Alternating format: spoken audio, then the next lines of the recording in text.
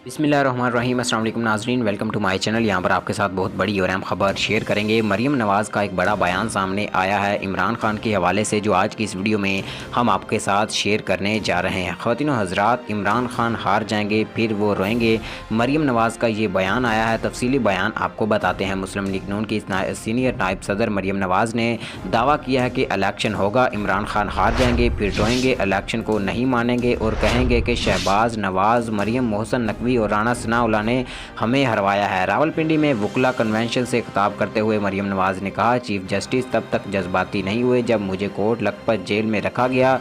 मरीम नवाज़ ने कहा कि अदालत में इलेक्शन केस चल रहा था तो देखा चीफ जस्टिस साहब जज्बाती हो गए। चीफ जस्टिस साहब, आपको इस वक्त भी जज्बाती होना चाहिए था जब अकामा रखने पर वज़ीर आज़म को निकाला गया। इस वक्त जज्बाती होना था जब बाप का साथ, असूल का साथ देने पर बहू बेटियों को सजाए मौत की चक्कियों में डाला गया। ख़वातीन व हज़रात, इसके साथ साथ तो बहुत ही लंबी तकरीर की मरीम नवाज़ की जानिब से तकरीर की गई।